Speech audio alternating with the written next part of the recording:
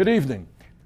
Before I respond to President Trump's speech and what he said tonight, I wanted to say a few words about what he didn't say, because when you analyze a speech, sometimes what is more important is what somebody does not say as opposed to what they actually say. Some examples. At a time when over half of older Americans have no retirement savings, I did not hear President Trump say one word, not one word, about Social Security or Medi-Care. During the campaign, as we all remember, President Trump promised over and over and over again that he would not cut Social Security, Medi-Care, or Medi-Caid. It was a cornerstone of his campaign. But in his first address to the nation, he didn't even mention Social Security or Medi-Care once, not a single time. Even worse, President Trump has proposed a massive cut to Medi-Caid, massive cut, threatening the nursing home care of millions of senior citizens and the health care of many, many of our children. I urge President Trump, keep your promises. Tell the American people, tweet to the American people that you will not cut Social Security, Medicare, and Medicaid. Further, I did not hear President Trump tonight mention the words income and wealth inequality, or the fact that we now have the widest gap between the very rich and everyone else since the 1920s.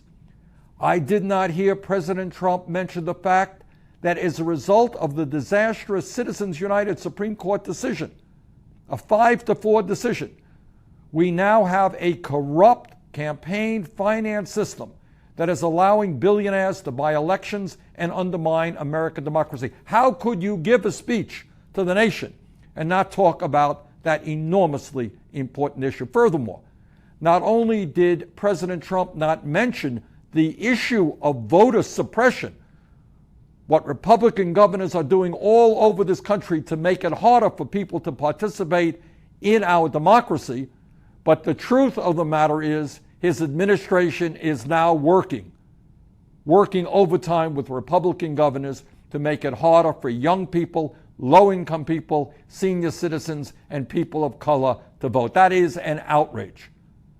Perhaps most astoundingly, at a time when the scientific community is virtually unanimous in telling us that climate change is real, that it is caused by human activity, that it is already causing devastating problems in our country and all over the world, I did not hear President Trump say one word, not one word, about the need to combat climate change, the greatest environmental threat facing our planet.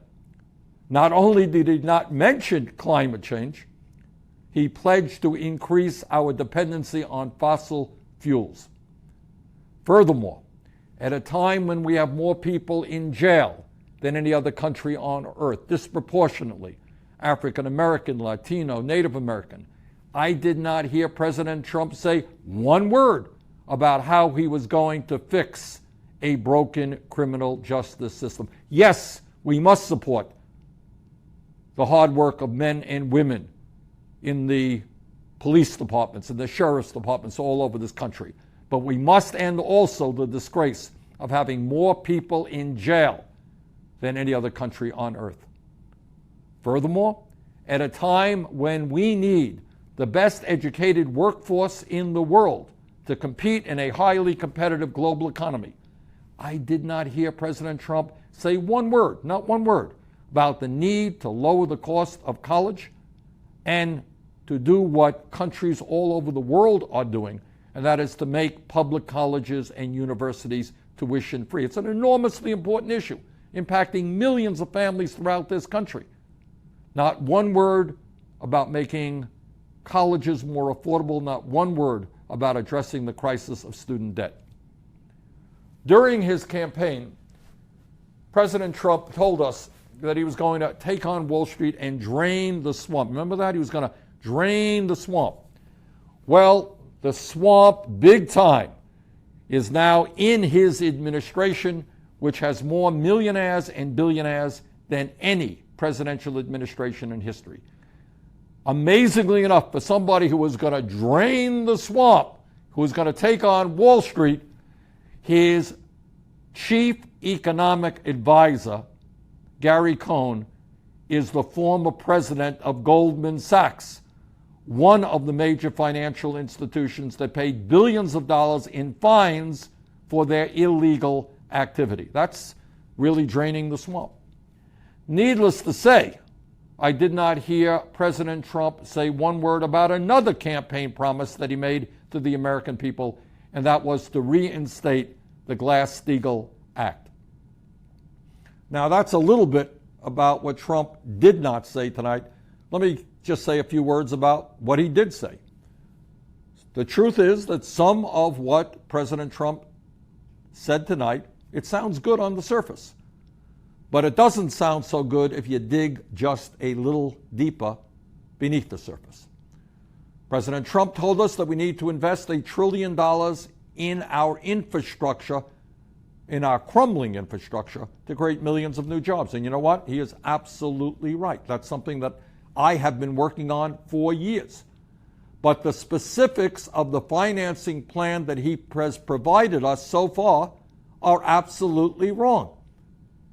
We cannot rebuild our infrastructure by providing billions of dollars in tax breaks to Wall Street and large corporations. Donald Trump said tonight that we need to promote clean air and clean water. And to be very honest with you, because I was only a few feet away from the president, I had a difficult time not laughing out loud when he said that. Because on this very, very day, he signed an executive order rolling back President Obama's clean water rules and has appointed the most anti-environmental EPA administrator in our nation's history. President Trump said tonight that he wants to substantially increase funding for the Pentagon. What he didn't say tonight is that he will come up with that $84 billion in increased funding for the Pentagon by slashing programs that benefit the working people of this country, that benefit the elderly, that benefit the children, the sick, and the poor. Now, here's the truth. At a time when our country spends more on defense than the next 12 countries combined, when virtually every major defense contractor has committed fraud and has had to pay fines to the federal government for their fraudulent activity, at a time when the Pentagon has buried evidence of $125 billion in bureaucratic waste, President Trump wants to increase defense spending by $84 billion over the next year and a half. And let me be very clear in stating that I think those priorities are wrong. We should not be cutting massively programs for people in need and then significantly expanding spending for the military.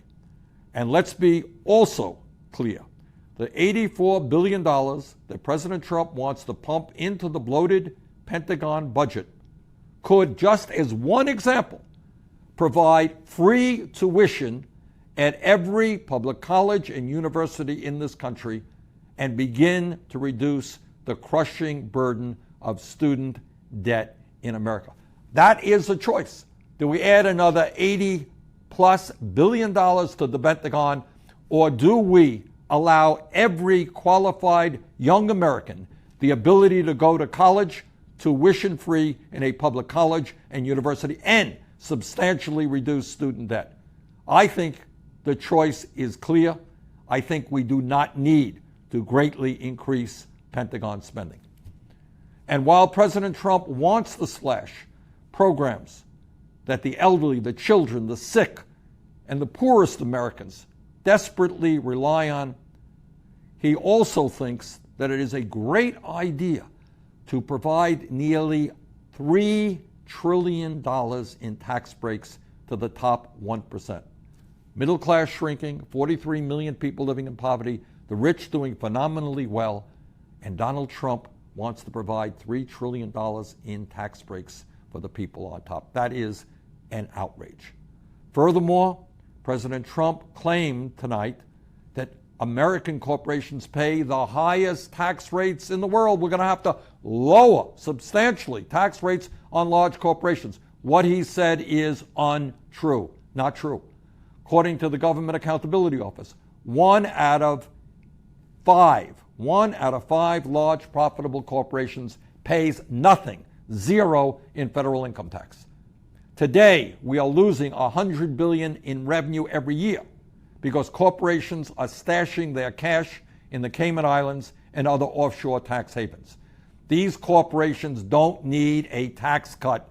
They need to start paying their fair share of taxes. Tonight, President Trump once again made it clear that he plans on working with Republicans in Congress who want to repeal the Affordable Care Act, throw 20 million Americans off of health insurance, privatize Medicare, make massive cuts in Medi-Caid, raise the cost of prescription drugs for seniors, eliminate funding for Planned Parenthood, while at the same time he wants to give yet another massive tax break to the wealthiest Americans, which is what would happen if the Affordable Care Act were repealed. As he did during his campaign, Donald Trump claimed that he would bring down the cost of prescription drugs. A few weeks ago, he even said that the pharmaceutical industry was, quote, getting away with murder, end quote.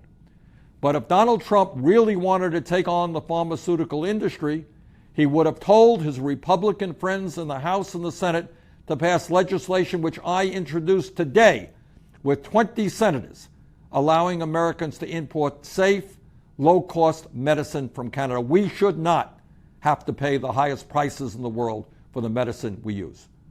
Since the beginning of this year, we have seen unprecedented grassroots energy from Maine to California. Last week, at Republican town hall meetings across the country and at more than 150 rallies that took place from coast to coast, the American people sent a clear message about what they expect from Congress. As a result, the Republicans are getting very, very worried. They're not so cocky anymore about simply repealing Obamacare. And they should be worried because the American people are standing up. And what they are saying loudly and clearly is, no, you're not going to repeal the Affordable Care Act. No, you're not going to destroy it. You are going to improve it. And in my view, what we must be doing right now is not only defending the Affordable Care Act, not only improving the Affordable Care Act, we have got to move forward to join the rest of the industrialized world and guarantee health care to all people as a right, not a privilege. We must go forward towards a Medicare for all single-payer program.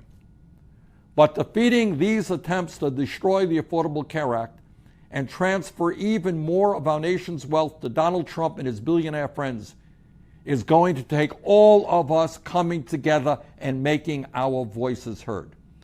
Those of you who attended rallies or town hall meetings, keep showing up, keep calling Congress, and continue the fight. The Republicans are now on the defensive, and we've got to continue to push them back.